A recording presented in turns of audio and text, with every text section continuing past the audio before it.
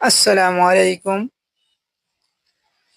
আজকে একটি ভিডিও নিয়ে আসলাম। অতিবৃষ্টি হওয়ার কারণে বিভিন্ন জায়গায় যে দুর্গতি বা মানুষ বিভিন্ন সমস্যার সম্মুখীন হচ্ছে সেই বিষয়। তার ভিতরে এই আশাশুনি থানার ৫ নম্বর বড়ডাল ইউনিয়নের গোয়ালডাঙ্গা গ্রামের ছোট যে ইটি সলিং আছে তার ভিতরে একটি পানি সরানোর পথ আছে রিজাউল সর্দারের বাড়ির উপর দিয়ে। কিন্তু গভীর রাত্রে আনুমানিক ২টার দিকে হয়তো বৃষ্টি শুরু হইছে। তার কিছু সময় পর পিছনের বাঁধ কেউ কেটে দেওয়ার কারণে এনাদের সেই বাড়ি-ঘর সবকিছু তো ভেঙে গেছে, দেওয়াল পড়ে গেছে। আপনারা দেখছেন তার বাড়ির উঠানের সামনে দিয়ে বিভিন্ন আবর্জনা সেগুলো তুলতেছে বা তার প্রয়োজনীয় জিনিসগুলো সে তোলার চেষ্টা করতেছে। তার যে বীজ তোলা ছিল সেই বীজ তোলার কোনো বীজ তোলাই নাই। ধান নষ্ট হয়ে গেছে, ধান পানির নিচেও আছে হয়তো। রান্না করার মতো কোনো জায়গা নাই।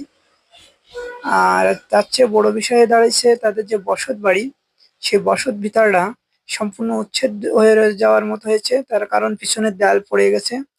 আর এই বাড়ির ভিতরে আমিরুলের ছেলে ছিল। দুর্ভাগ্যবশত আমিরুলের ছেলেটার কোনো ক্ষতি হয়নি, আলহামদুলিল্লাহ। শুকরিয়া আদায় করি, কারণ সে বাচ্চা মানুষ, ৩.৫ বছর বয়স। দেখেন, এ হলো পথের বেহাল অবস্থা। এর ভিতরে অনেকগুলো ঘরের বসবাস।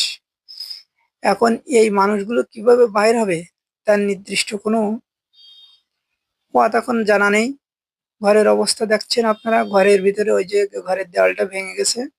রাত্রে খুব ঝুঁকিপূর্ণ অবস্থায় তারা ছিল। অবশ্যই তারা ওখানে ছিল না। যখন ওই অবস্থা দেখে বাইরেই আসে, কিন্তু তার একটা ইজি বাইক ছিল। ইজি বাইকটা সম্পূর্ণ পানির নিচে ছিল, তার হয়তো মোটরটা মার যেতে পারে। পিছনের ঠেলা পানির কারণে এই অবস্থা। তাই মানুষের কাছে বিনীত অনুরোধ করব, পানি সরানোর পথগুলো ক্লিয়ার করেন। তা নাহলে এই পিছনের পানি আসবে একটি পথ দিয়ে, তারা কোনো কাজ করবে না, তারা এর পিছনে কোনো অর্থ ব্যয় করবে না, শুধু পানি সরাবে। তা তো হবে না। এই যে ঘরের অবস্থা, এখন এই ঘর কে মেরামত করে দেবে? তাদের তো সেই আর্থিক অবস্থা নাই। অতএব সবার কাছে দৃষ্টি আকর্ষণ করছি যাতে এই পানি সরানো পথ ক্লিয়ার করা হয় এবং এই এই এই যে মানুষগুলো যেন কোনো সমস্যার সম্মুখীন না হয় সেদিকে খেয়াল রাখবেন। সবাইকে ধন্যবাদ। সবাইকে দৃষ্টি আকর্ষণ করবো এদিকে খেয়াল রাখার জন্য, প্রশাসনেরও। আল্লাহ হাফেজ। সবাই ভালো থাকবেন। আমার জন্য দোয়া